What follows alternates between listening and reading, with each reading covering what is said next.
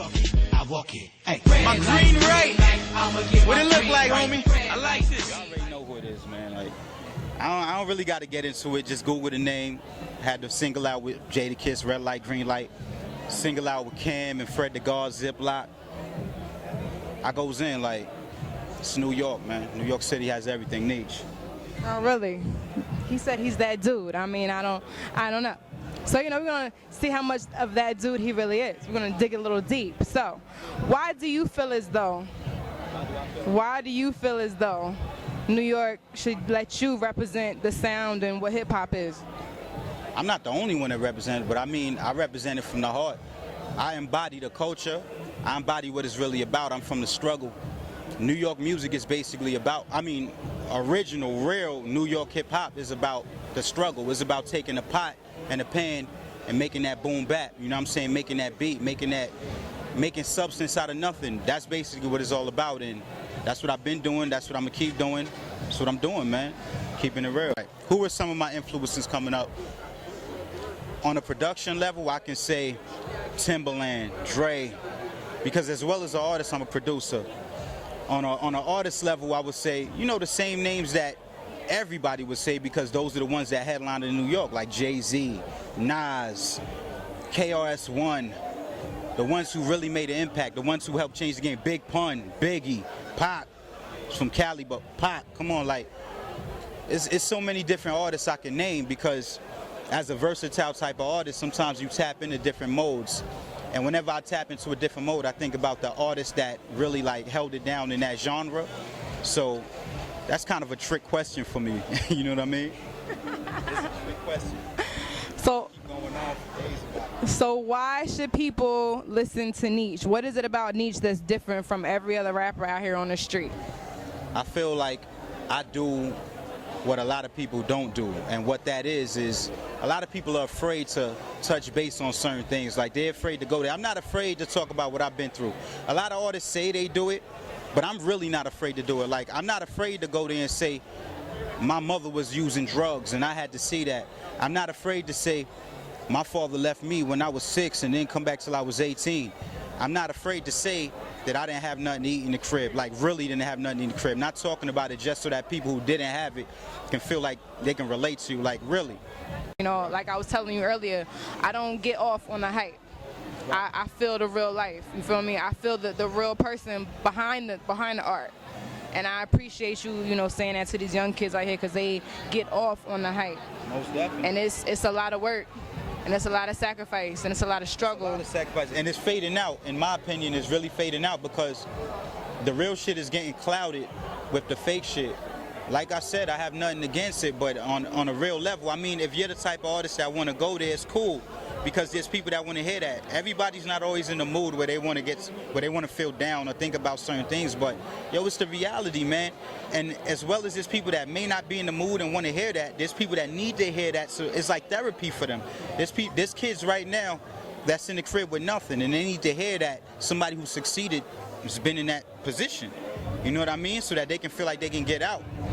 You know what I mean? Like, it's common sense, you know what I mean? And I think that that's what New York is really missing, that dude to come out and stand forward and represent that. You know what I mean? And that's basically what it is. That's how I feel about it. Let's talk about Timeless. What's that about? Yeah. So tell the people about Timeless. Timeless is a masterpiece. You know what I mean? Like, I'm proud about this project I'm doing. It's called Timeless. The reason why I named it Timeless is because I'm actually touching base on tracks that people forgot.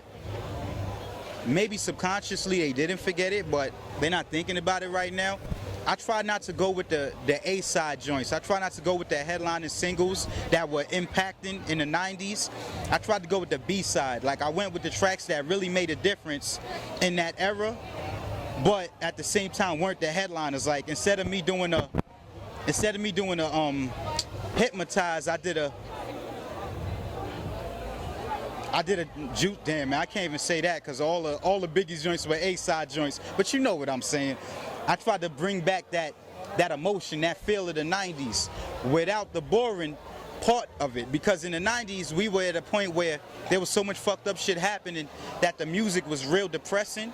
even the love music was kind of depressing. Now you're hearing songs like Ciara and Future, Body Party, like, that's not a depressing love song. We need that, you know what I'm saying? But when you think about the 90s love music, it was more like Jodeci begging the female, like, don't, like, it was so many different records at the time. Stay. I tried to bring that spirit and slam it in 2013, you know what I'm saying? I got a lot of people behind it. Shout out to JoJo Brim, the whole KWL. Shout out to my man Jimmy. Shout out to K-Stacks Drive Management.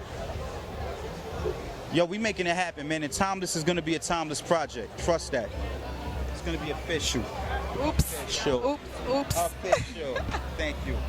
I just want to know, because a lot of people, like, yo, they know I preach the real, you know, and how did it feel to you to capture the attention of somebody like a JoJo Brim? That's major. Oh, it was a good feeling. You know what I'm saying? It's not the first time.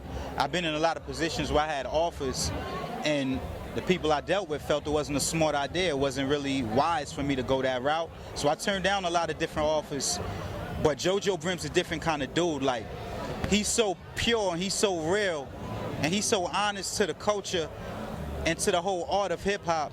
And I felt at home. Like, after 2 conversations, I felt at home with JoJo Brim.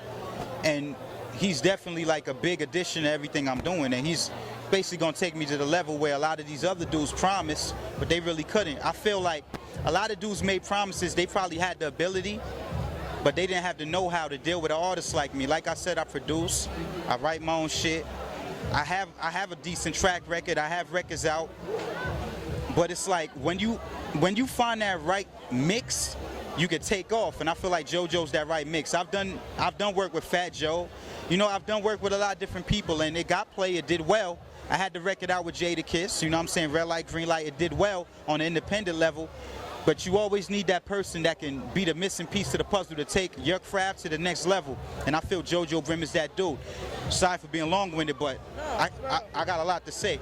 Now, as far as how I feel about grabbing that guy's attention, it's like, it's a blessing to me, you know what I'm saying, and I appreciate it. It's definitely a blessing from God. It was a long time coming, and it's about to go down. You smell me? Yeah.